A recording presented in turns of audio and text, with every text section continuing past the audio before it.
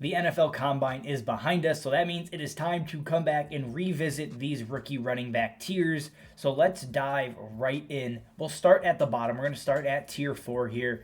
First player on our list, it's going to be Tyjae Spears. Now, if you are on Twitter, everybody loves him, right? Everybody loves the tape. It's spectacular. And that's true.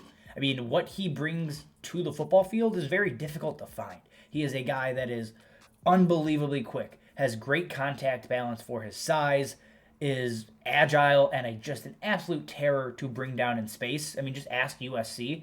The guy's a nightmare and an absolute workload to handle out there. But there are still plenty of question marks, right? Off the top of the bat, it is the size. During the combine, he came in right at 5'10", 201.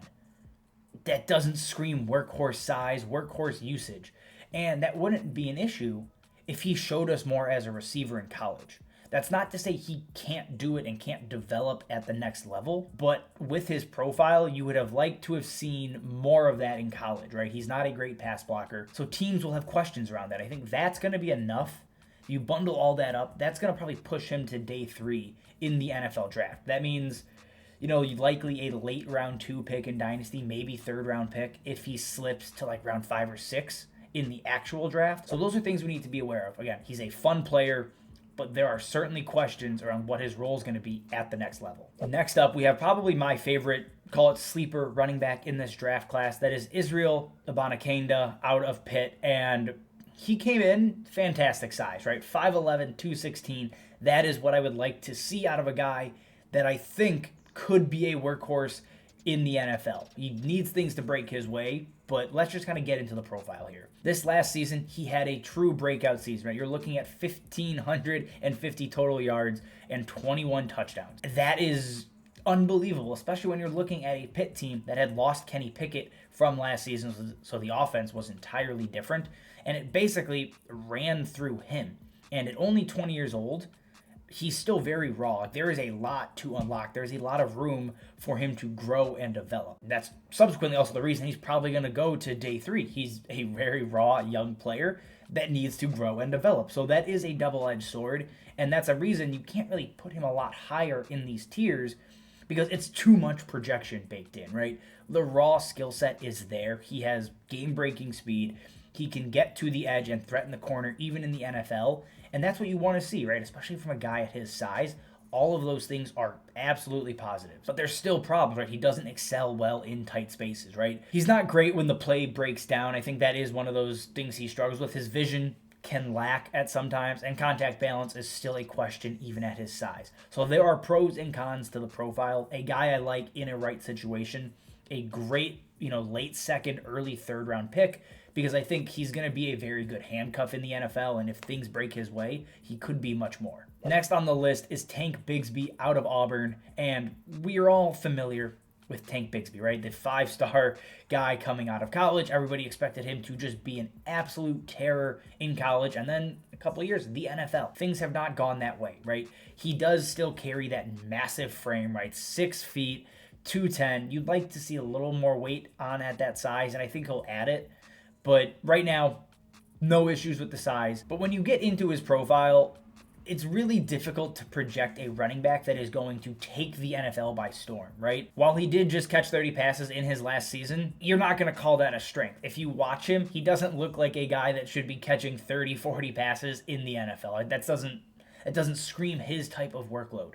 Where he does excel is going to be between the tackles, short yardage. He's basically a short yardage hammer that can move piles with his legs. That's what you expect him to do at his size, and he does it really, really damn well. He's a good one-cut runner, but if you're expecting, multiple cutbacks and him to make a ton of guys miss, you're going to be disappointed. So all of these things are probably why Tank Bigbsy ends up falling to day 3 as well. In my eyes, he feels like the next running back the Chargers take. Like just that 4th-round running back, Josh Kelley, Isaiah Spiller, the guy they're trying to find to actually be productive behind Austin Eckler. I think Tank Bigbsy can excel in that role, right? Make him the 2, make him the short yardage guy, let him move chains. That's what he's going to do really, really well. Next on the list is a guy that wasn't even in our RB tiers video last time. That is going to be Roschon Johnson. Now, the reason he has moved up into tier 4 is There has been so much chatter just from NFL scouts, from Twitter scouts, that Roschon Johnson is a better player than the numbers give.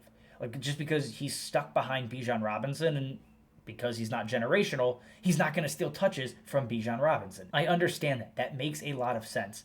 And when you look at his size, right, 6 feet, 219 pounds, that is the type of size that the NFL is naturally going to gravitate to because bigger players bring a bigger hit, right? Like, it's a physical game. You need to have weight. You need to have size behind you. Roschon Johnson has that in spades. He is your stereotypical big back. For all I know, he's Brian Robinson. Like, that really could be what he is, right? A guy that doesn't have basically any lateral agility. Let me be clear. You're not going to see him moving side to side. But if you need someone to run up the middle and carry a pile, burn out the clock at the end of a game, Roschon Johnson can do that. He absolutely can do it. He can handle that. He has the frame for it. He has the size. He has the strength to handle that type of workload. But for fantasy, he's basically a zero in the receiving game. I don't ever expect him to have a role where he's catching more than 20 passes, maybe. That feels like the cap for his type of player, right? He's not a burner. He's not a guy that's going to threaten the outside edge. He's going to run up the middle, and he's going to do it probably pretty well. But, like, that's not what I care about for fantasy. He'll be a touchdown-dependent RB3. That feels like where he's headed. And it'll probably be in a handcuff role, right? Maybe he has a miracle Jamal Williams type season and falls into the end zone like 15 times. But Roschon Johnson isn't much more than that. Now, again, he's in this tier 4 because it is a lot of guys that I think are going to be handcuffs. And I think Roschon Johnson can be a good one. That's about where I think his ceiling ends. The last running back here in tier 4, it is Chase Brown. And I got to say, coming out of the combine, I was pleasantly surprised with Chase Brown. And when I'm actually going through and ranking these running backs, I have a feeling Chase Brown's going to be closer to the top of tier 4 than the bottom. And the reason is he tested out athletically significantly better than I expected. You're looking at a guy, right, at 5'10", 209, ran in the 4.4s and put up an 88 percentile speed score. That is not at all what I anticipated from him. Just because if you watch the tape, you don't often see him out in space and using that type of long speed. He ranked 108th in college football in yards after contact this year, so a lot of that limits his big play ability that, I mean, the speed should indicate he has. It's one of those things where if he lands in the right situation with a good offensive line, I don't know, like the 49ers as a backup there, because Elijah Mitchell can't stay healthy, right? That's a possibility. Chase Brown, I think, would look good in that type of scheme. He can handle a large workload. We just saw it when he put up 1,600 yards in college. Again, the flip side of that is you didn't see him showcase the big playability because of his own shortcomings, and he averaged only 5 yards a carry. So he was a volume machine, and at turning 23 years old, I don't know if there's a ton of room left for him to develop into a star running back by any stretch of the imagination. But still, I mean, this guy has good handcuff written all over him with an intriguing ceiling if he ever does learn how to just operate in space and churn his legs to get a little extra on every carry and eventually, start breaking big plays that, again, the athleticism indicates he should be able to do. That does it for tier 4. Let's turn our attention to tier 3 here. And at the top, this is going to be no surprise. It is still Sean Tucker. And yeah, he didn't do anything at the combine. He measured in, right? 5'9", 207. So he's short, but he has weight. That's really all I care about, right? From a BMI perspective, he's perfectly fine. He's built like DeAndre Swift. It's difficult to really talk much more about Sean Tucker because we didn't get his combine numbers. The pro day is going to be a massive test for him, right? And at the pro day, I fully anticipate him running and getting into the 4.3s, right? Showing us that long speed that we saw in college over and over and over again, right? The dude's a track star. We saw it on the football field. He's going to show out great in the pro day. And that is going to be a big moment for him because speed kills. We all know this. And what that speed should indicate to NFL teams is, okay, he's a home run threat and he's worth drafting in the 2nd or 3rd round.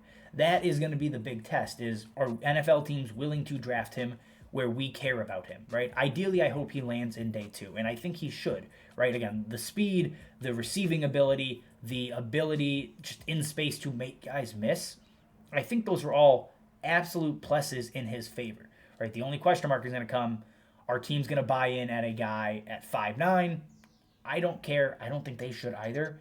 And then are they going to flag his drop in production his last season in college, right? From his breakout sophomore season. So those are the things NFL teams are going to wrestle with. I think as a talent, he's my RB3. He still is my RB3, unless he comes out and runs in like the 4.5s, and I'm just utterly blown away and shocked. I don't expect that to happen. So he is my RB3 still heading into the NFL draft. Looking at the RB2 in tier 3, it is Zach Charbonnet. I have bounced around back and forth on what I actually think of Charbonnet. And I gotta say, I came out of the combine liking him a lot more than I did going in. And the reason is I wasn't sure if he was going to run in the 4.6s, the 4.5s, what kind of size he was going to come in at. All of these things were questions. Coming in at 6 foot 214, running in the low 4.5s, and basically grading out as one of the better athletes in this running back class, I did not expect that because it just doesn't feel like he plays that fast on tape. Now, we have the data to back it up, and great.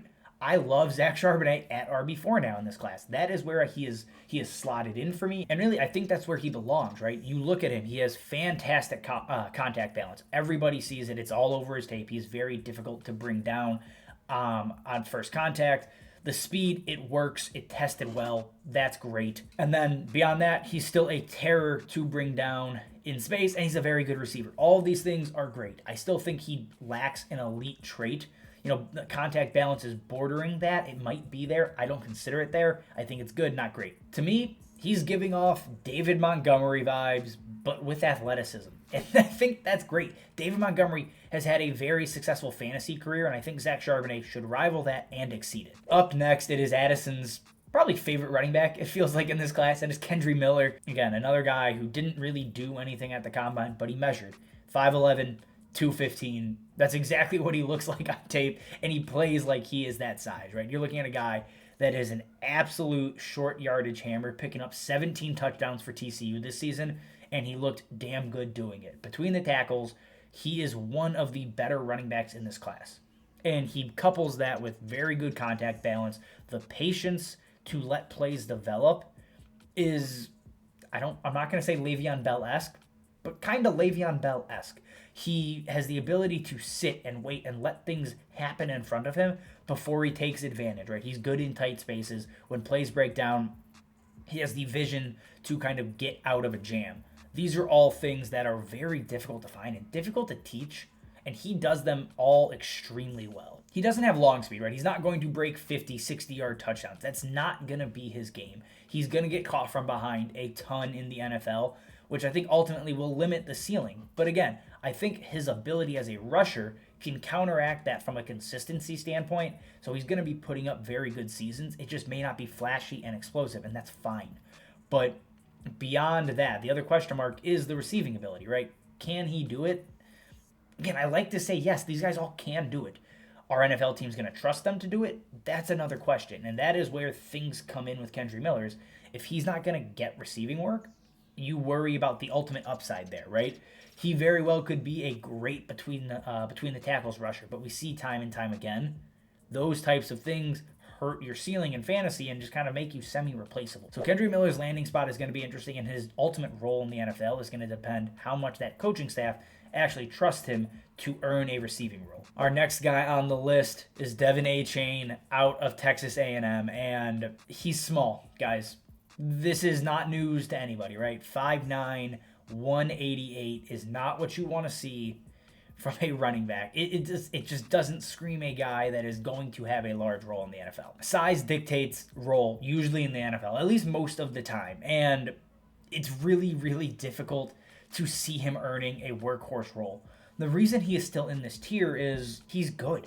He's just a good running back, and he ran a 4.32, and I know, again, don't care about the 40 all that much, but a 4.32 is just insane. It's just absolutely insane speed. So when you factor that in with a guy that I think is a very, very good receiving back, an above-average receiver who ran with the wide receivers during the combine, those things matter, right? That is probably where his role is going to end up being. He very well could be, a Kenny Gainwell plus. Now, is that something we care about in fantasy? Unfortunately, probably not. I just need a team to trust him to run between the tackles. A team that is willing to give him 150 carries and 60 targets. If he can earn that type of role in the NFL, think Austin Eckler, but less stocky, great. I think that is exactly where his ceiling should cap. And that's fine, right? If you're taking him in the middle of the second round in dynasty drafts, I don't have any issue there. It's if his ADP starts to creep up much past that, that's when we need to be concerned, because I don't know if the role is going to warrant that type of draft capital in your dynasty drafts. And to close out tier 3, it is none other than Zach Evans. Now, Zach Evans came in 5'11", 202. That is a size concern. For a player that is not considered an elite receiving back, right? For a guy that is just running between the tackles, and let me be clear, that runs between the tackles probably better than anybody not named Bijan in this class. That's not good, right? And then you factor in his overall college profile. Lack of usage, right? Never topping 150 carries. Limited receiving work. Always getting, not necessarily beaten out, but having to share a backfield with another running back. These are not things that you look at and say, yep, Zach Evans is going to get a workhorse role. Best case scenario, he is Kenneth Walker. And that's a great best case scenario. Worst case, he could be, a lesser Isaiah Pacheco. And Pacheco's great, but he doesn't bring a ton of fantasy value, right? He's a low-end RB2. So things are not looking up for Zach Evans. At least that's how I'm viewing it. He's a guy I'm going to be lower on than most people. He may even slip out of tier 3 for me if or when he doesn't get drafted right in the second round. I think if he slips, he's a guy I'm happy to kind of step back and say, okay, maybe it's not going to happen for him, right? Zach Evans, I think he's a great between the tackles runner, but there's so many red flags, it makes it very, very difficult to buy in. When some people still have him as their RB5, RB6, it just feels too pricey. All right, into tier 2 here. It's just one name. You know who it's going to be. It's Jahmyr Gibbs, and 5'9", 199.